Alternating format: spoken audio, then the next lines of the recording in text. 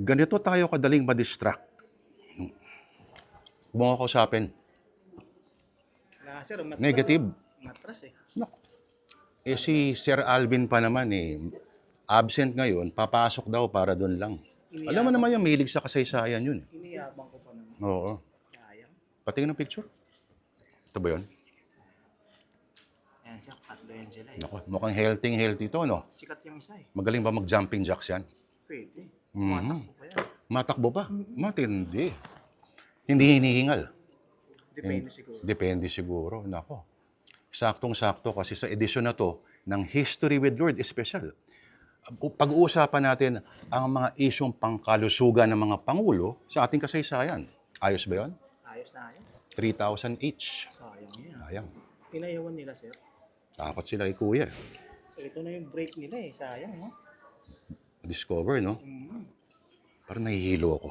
Jumping jacks nga tayo, man.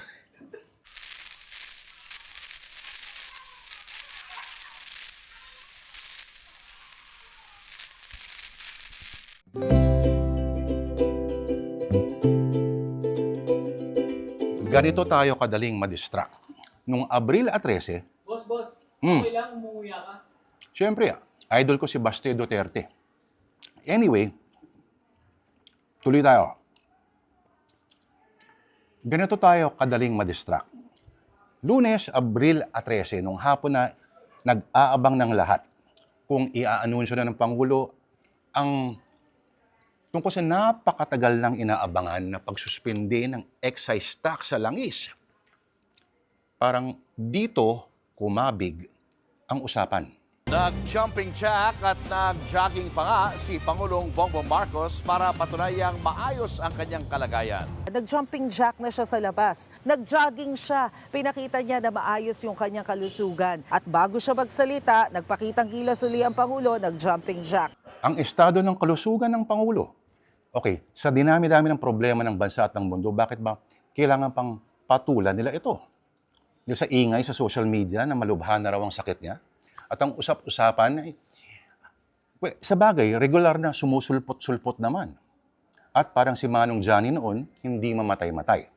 Etong huli, may mga post pa nga na nagsabi na namatay na raw itong si Ading ni Ate Aimee. May petsa pa nga. At may oras, pati cause of death. Biruin mo yon.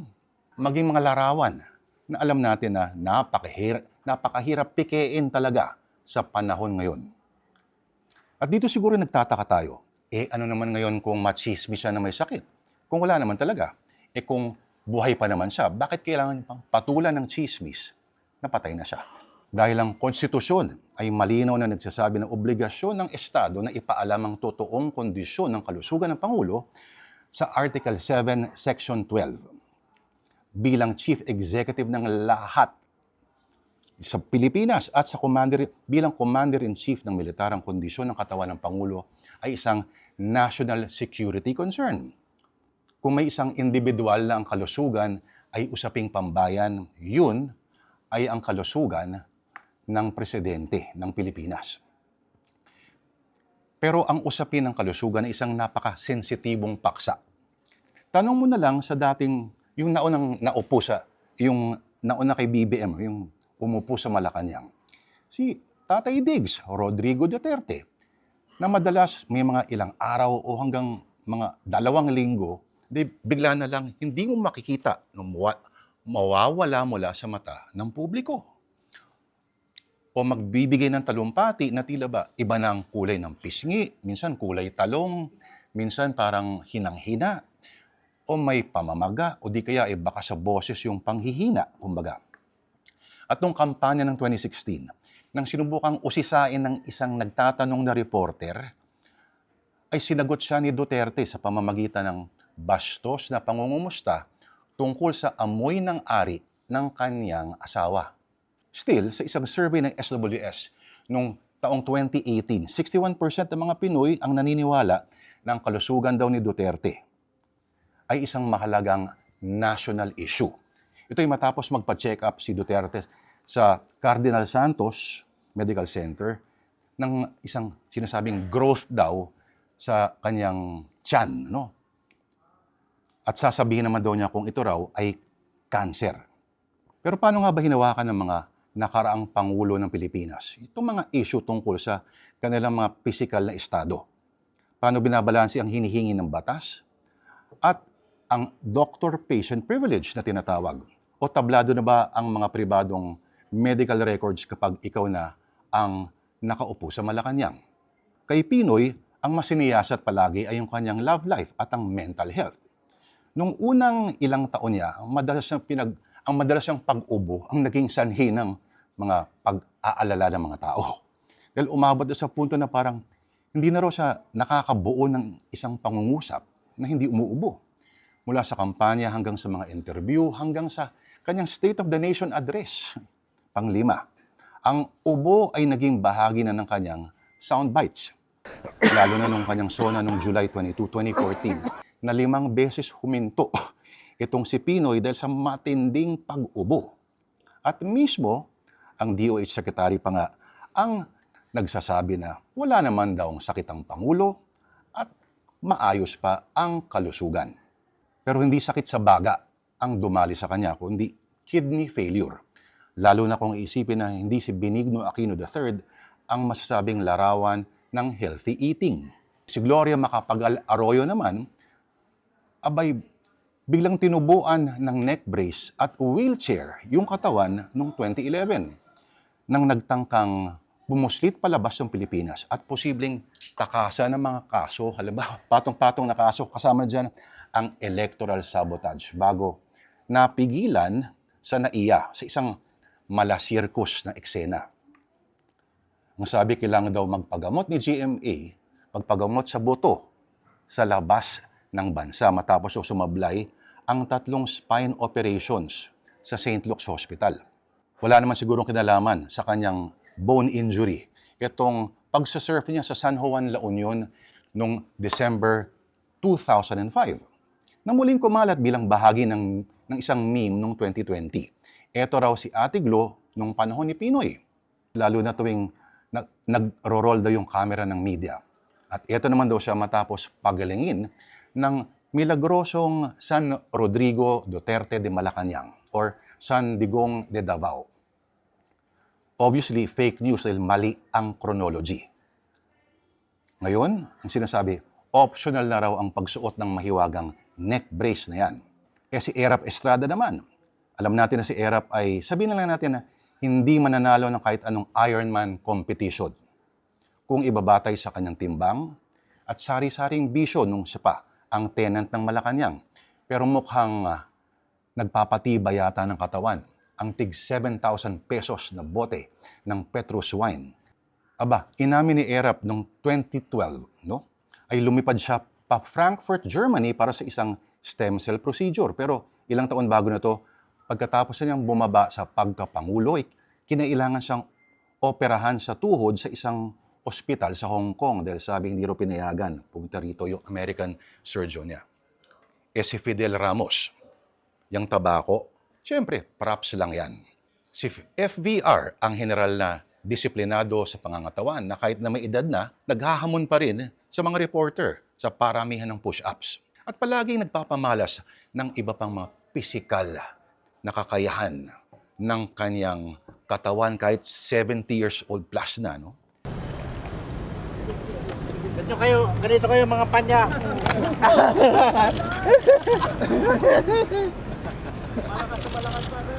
Kayang-kaya pa sir, talagang sobrang lakas pa. Hindi kaya ng mga malalaking tiyan kagaya ni.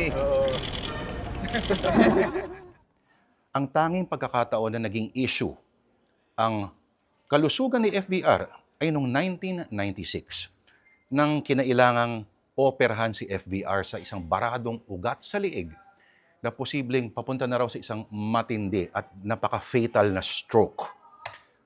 Dalawa raw ang posibleng sanhi ng tinatawag na carotid artery blockage, no? High cholesterol at stress. At mas malamang sa pangalawa kung ibabatay sa schedule itong napaka-workaholic na nooy 68-year-old na presidente. Tumagal lang naman ng mahigit 1 oras at 15 minutos ang operasyon. At matapos ang ilang araw lang, ay balik na agad sa trabaho itong si Ramos at agad na nakapag-golf pang araw. Pero ayon sa report ng Wall Street Journal, sa loob ng 75 minutes, ang kaba ng mundo ng negosyo ay nag-reflect daw sa paggalaw ng stock market ng Pilipinas. Ito ba'y dahil pinastandby na noon ang Vice President Erap? Ang sinasabi ng konstitusyon naman tungkol sa Article 7 ay talagang sineryoso ni Pangulong Cory Aquino na ayon sa pagkakaalala ni Ana Marie Pamintuan ng Philippine Star nung siya'y reporter pa lamang sa Malacanang, ay minsan lang nag-absent itong si Tita Cory dahil nagka-vertigo o yung pagkahilo, dulot ng hindi balansyadong fluid sa loob ng kanyang tenga. Kahit natapilok na raw habang bumababa sa isang palayan sa helicopter sa may Nueva Ecija, kahit natapilok ay tinuloy pa rin daw ang kanyang inspeksyon. At sa mga pagkakataong yun ay hindi raw nagkulang ang mga tagapagsalita ng Malacanang sa regular na pag-i-issue ng mga medical updates tungkol kay Pangulong Cory. At pinapakita pa nga raw noon yung gadget na kailangang isuot ni Cory Aquino sa kanyang tenga para sa vertigo niya. Ang sabi ni Ms. Pamintuan, hindi na raw nila noon kailangang mag-usisa pa silang mga taga-Malacanang press corps. Hindi nila kailangang magkalkal pa o kumuha ng mga sekretong mga kausap o mga confidential sources, kumbaga. Hindi nila kailangang mag-usisa pa para sa mga posibleng tinatagong kondisyon. Kasi pag sinabi raw noon na si Cory ay may sipon, paniniwalaan daw nila na may sipon si Cory Aquino. Kung may tinatago, sasabihan lang sila na wait for further development. Ikumpara mo yan, yung kay Cory Aquino, sa pagtatakip na nangyari na kailangang gawin ng Pangulong nauna kay Cory, na sinikretong malubhang sakit sa bato at pagdadialysis at sari-saring tumbling ang ginagawa noon ng Malacanang para ang totoong kondisyon ni Ferdinand Marcos Sr. ay pagtakpan. Nung nilisan nila ang palasyo na kanilang tahanan sa halos 20 taon ay nakita raw sa isang silid ang mga dialysis machines, mga hospital beds at karton-karton ng mga gamot at iba pang medical equipment. May dahilan kasi ang pagkubli ng sakit. Sa loob ng maraming taon ay binuo ng matandang Marcos ang isang mitolohiya ng isang leader na may utak na nakapaloob sa isang matipunong katawan. Tulad nitong nakikita niyong mga larawan. Kung titingnan ng mga pictures na to na wala siyang pang-itaas at palaging display ang abs, nako, attention, DILG, nako, buti na lang at hindi niya inabot ang Safer Cities Act, kundi yari siya. Okay, may sari-saring kwento tungkol sa kanyang problema sa kidney. May mga sabi-sabi na posibleng gawa raw ito ng yung pag-inom niya ng isang klase ng halaman sa isang kagubatan na nakukuha raw sa isang gubat sa Ilocos. No, iniinom daw niya nung siya'y gerilya pa lamang. Naks. Ang personal naman daw niyang pinapakalat, si Marcos mismo, ay posibleng ay dahil daw ito sa sugat na kanyang natamo nung giyera. Ano at ano pa man, ang mga strongman na tulad niya, tulad din ng iba pang mga world leaders na walang bilib sa demokrasya, ay mahilig magpalitrato na walang kamiseta. Tingnan na lang si Benito Mussolini at si Vladimir Putin ng Russia. Ganyan si FM Senior. May abs. Ang anak niya. Kay BBM, hindi ito yung unang pagkakataon na nagkaroon ng duda sa kalusugan at mismong pagkatao ni Ferdinand Marcos Jr. Bata pa lamang ay nagkaroon na ng kwento-kwento na si Bongbong Marcos daw, nung teenager pa lang habang nag-aaral sa Inglaterra, ay napatay daw, nasaksak, na hold up daw. At ang nakikita natin ngayon ay isang clone na lamang. Muling lumutang ang issue nitong kamakailan lamang at sabi sa Comelec, i-disqualify daw ang tumatakbong BBM na yun kasi hindi na raw yun ang totoong Bongbong Marcos.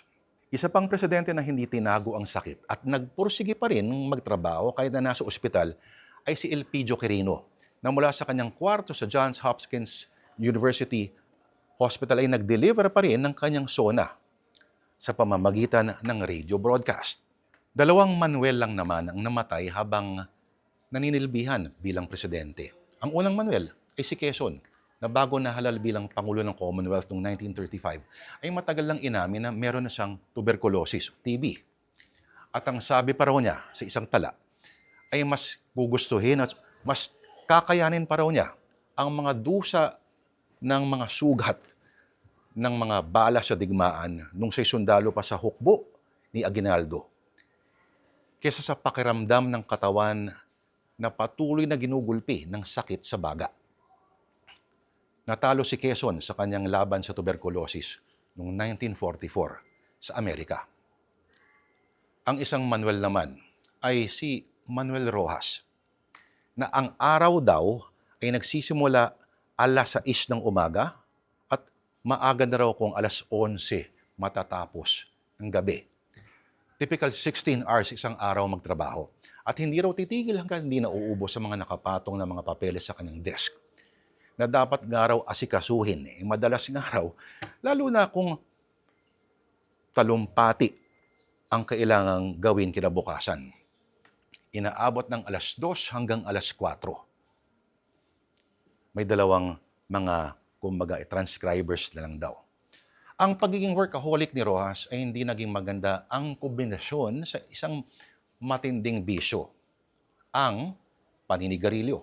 Tuwing may pagkakataon nga raw, kahit nakaharap pa ang media, ay walang tigil ang pagsindi ng yosi ni Manoling Rojas.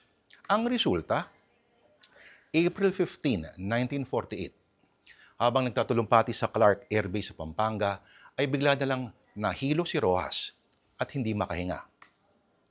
Inatake siya sa puso at namatay. Walang nagsasabi ng pagiging pangulo ng isang bansa ay madali. Hindi pwede dito yung mga pabanjing-banjing lamang. Sa totoo lang, ang pamumuno sa isang bansa, lalo na tulad ng isang bansa na kagaya ng Pilipinas, ay isang mapanganib na trabaho, isang totoong high-stress job. At sa presidenteng totoong masigasig, totoong nagsisipag, imposibleng hindi magkaroon ng karamdaman sa dami ba naman ng problema ng bayan. Sa totoo lang, mas magdududa ako sa Pangulo na walang sakit. Kaya sa susunod na eleksyon, isipin nyo palagi sa mga nagpepresenta ng mga leader ninyo kung paano sila nagtatrabaho o paano sila makitungo, paano sila mag-isip, paano sila kumilos kapag stress na. Ang panguluhan, dapat nating tandaan, ay hindi pwede sa mga mahihinang nilalang at sa mga magtatama-tamaran at sa mga magtatanga-tangahan. Buti pa, pasalamat na lang tayo. Salamat po sa inyong pakikinig sa isa na namang edisyon ng History with Lord Special. Ako po si Lord De Vera at lagi natin tatandaan, kung wala tayong kasaysayan, wala tayong saysay at mag-jumping jacks lang tayo.